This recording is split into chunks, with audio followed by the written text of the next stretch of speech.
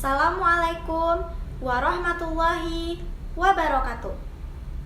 Perkenalkan, nama saya Laila Ramadhani dengan nomor NIM 2012-9152 dari kelas 20 Bukit Tinggi 07.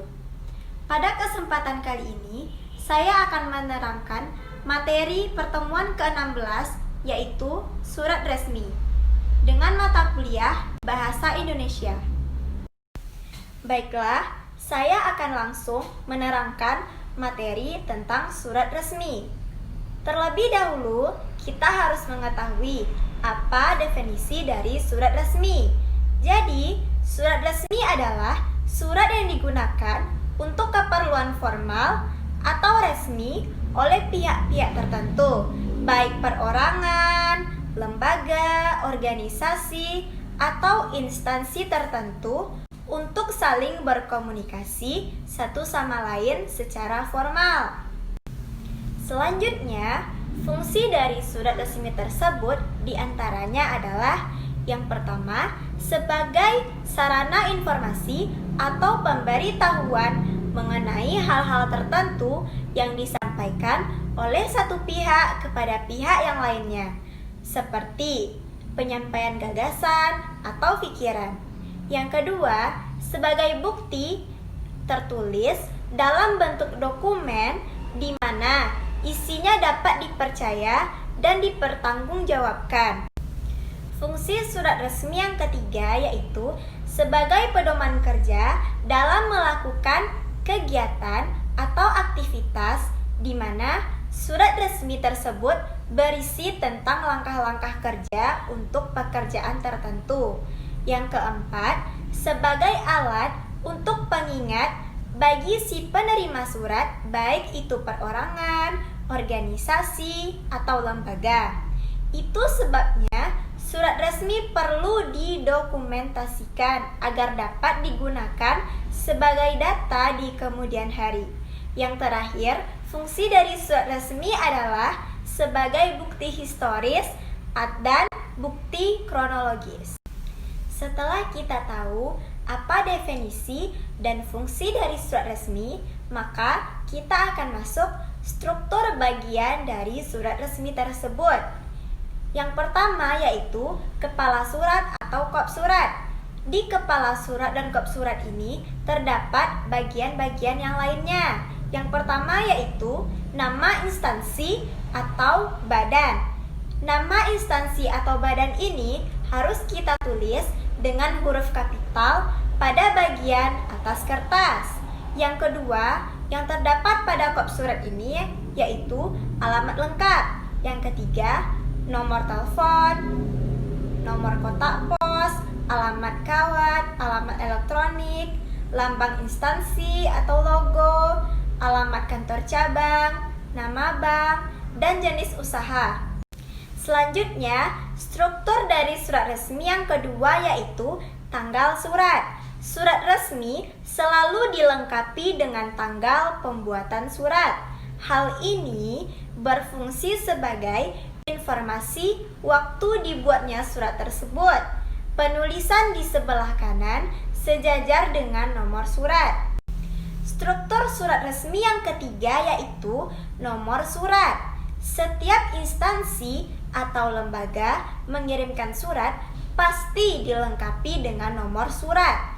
Dengan adanya nomor surat, maka akan mudah mengetahui berapa jumlah surat yang telah dikeluarkan dalam satu bulan. Lebih singkatnya, nomor surat adalah urutan surat yang dikirimkan.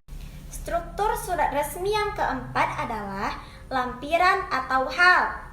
Terkadang, surat resmi dilengkapi dengan lampiran, yaitu dokumen lain sebagai pendukung surat resmi tersebut. Struktur surat resmi yang kelima yaitu alamat tujuan. Alamat tujuan diberikannya surat resmi tersebut biasanya penulisannya singkat saja, karena alamat lengkap biasanya dicantumkan pada sampul surat. Penulisannya jangan menggunakan kata kepada. Struktur surat resmi yang keenam yaitu salam pembuka. Kata pembuka surat resmi harus menggunakan bahasa baku atau formal dengan bahasa yang sopan. Dalam penulisannya diakhiri dengan tanda koma. Yang ketujuh, isi surat.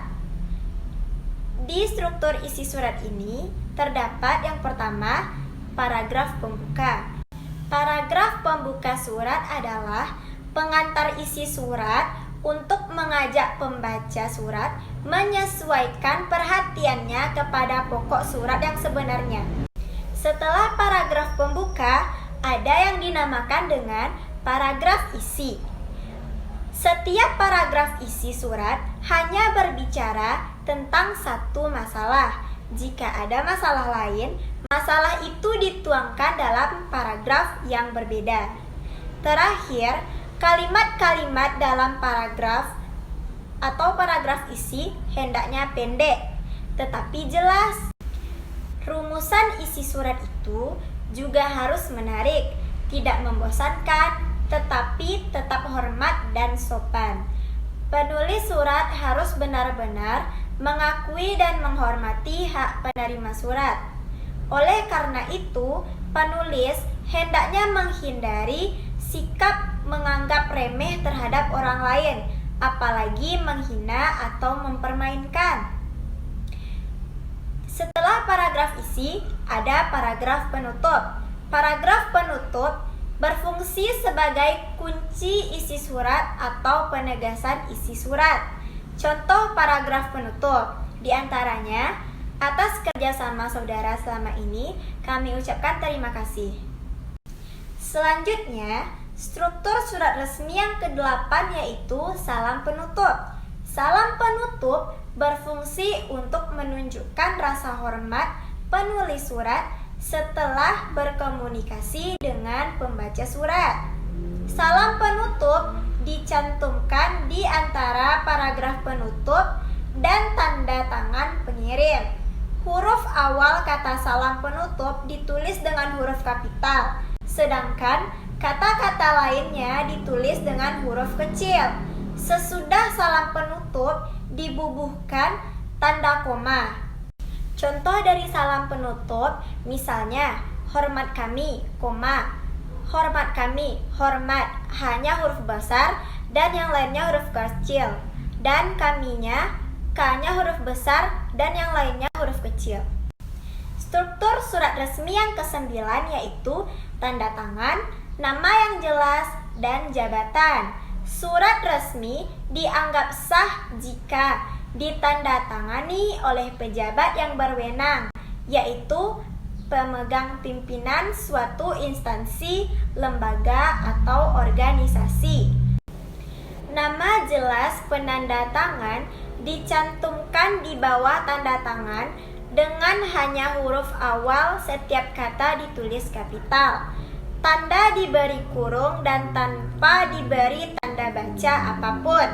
Di bawah nama penanda tangan dicantumkan nama jabatan sebagai identitas penanda tangan tersebut. Struktur surat resmi yang ke-10 yaitu tembusan.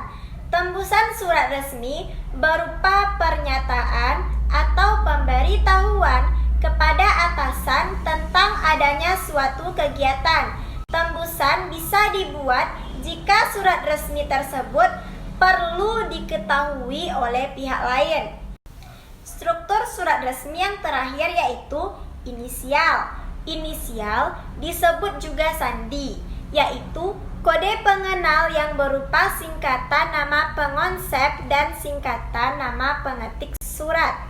Inisial atau sandi berguna untuk mengetahui siapa pengonsep dan siapa pengetik surat tersebut, sehingga jika terjadi kesalahan dalam surat tersebut, pengonsep dan pengetik surat dapat dihubungi dengan mudah.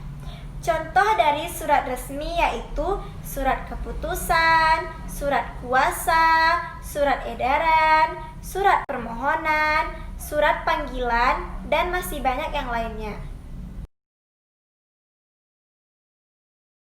Baiklah, hanya sekian yang dapat saya sampaikan tentang materi surat resmi. Apabila ada kesalahan pengucapan, saya mohon maaf, dan atas perhatiannya saya ucapkan terima kasih.